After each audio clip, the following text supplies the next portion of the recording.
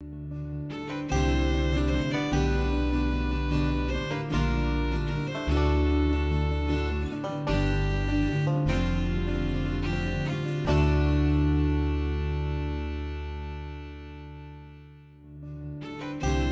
the early 1800s, settlers began to move west, many seeking land and new opportunities.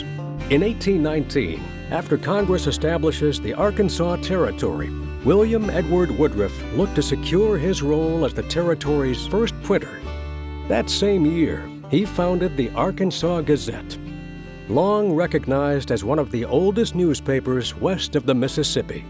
He would later become one of a few men who can truly be called a founding father of Little Rock. William Woodruff operated the Arkansas Gazette from its founding in 1819 until about 1853, the same year that he built his house.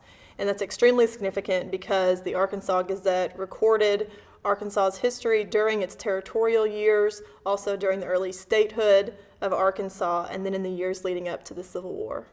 The Arkansas Gazette itself was so significant because that was the only vehicle to get your news. That was the only way that you got information to anybody in the territory and then later in the state of Arkansas. And so the only way to get news and information was through the Arkansas Gazette. In 1827, he would marry Jane Eliza Mills. By the early 1850s, their family had grown and needed more space. Woodruff purchased 25 acres of land just east of Little Rock, and in 1852 he constructed a 2.5-story, 13-room colonial-style home, adorned with a large porch that faced south towards 9th Street.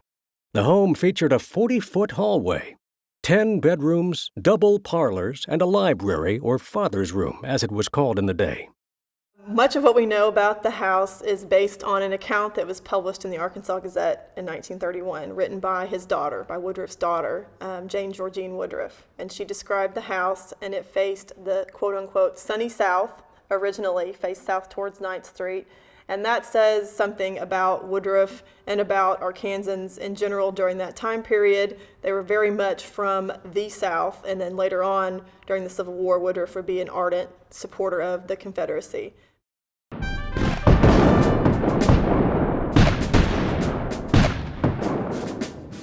Woodruff would be tested greatly in 1863 when Union troops stormed Little Rock.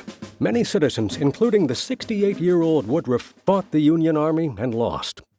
Because of his support for the Confederacy and his influential status, he was considered a threat and banished from his home and the city. Union forces took possession of the Woodruff home and used it as officers' headquarters and a hospital. He wrote a letter to a friend that must have had some kind of compromising, information in it. And it was intercepted by the Union Army. So at that point, that very greatly angered General Frederick Steele. He banished Woodruff from the city of Little Rock, and he took possession of his house and used it for officers' headquarters and for an officers' hospital that was part of a larger Union hospital complex on the site of St. John's College. After the Civil War, Woodruff returned home, where he lived with his family until his death in 1885. Like many homes of this era, it has seen a number of significant changes and transitions. Most notably, the orientation of the home was changed so it would face north instead of south. In 1921, the home was remodeled into a 12-bedroom cottage, which was used for out-of-town businesswomen. Many of the home's original features were removed or rebuilt during the apartment-style remodeling over the years. For decades, it continued as apartments until 2005, when the interior was heavily damaged by a fire. Since that time, the home has remained vacant, and in 2007, it was placed on the Most Endangered Places list. The Historic Preservation Alliance of Arkansas first got involved with the Woodruff House when we listed it on the Most Endangered Places list in 2007. And since then, we've worked to promote the Woodruff House and its significance statewide, and also to bolster local efforts to preserve the property, to support the QQA's application to the National Trust in 2007 to get funding for a condition assessment report. Well, our overall recommendations is that this house is viable. It has good bones, as we say in the business. It can be built upon. Yes, there is deterioration that we have to deal with. There are structural issues that we have to deal with. Is it going to be expensive? Absolutely. There's no preservation project that comes out for a cheap. You can't cheapen the work that you do on these type of structures. But the main thing we've discovered that with the rich history and the good structural integrity that we have that we can build upon, that we do have a building that has an alternative. Now we've got to find somebody to be able to invest some time and money into that alternative. The Quapaw Quarter Association has been working on the Woodruff House for several years. We meet with potential buyers to talk about tax credits and other incentives that they might be able to use. We worked with the National Trust for Historic Preservation and raised money to commission a conditions assessment in 2008, which will be extremely helpful when we do find the right buyer. In spite of the many remodels, deterioration, and fire damage, the home has remained in remarkably sound structural condition. However, without preservation and restoration, the home will continue to decay and remain unlivable. With limited documentation on the home's original construction, a restoration could reveal so much more about the home's history and its remarkable past.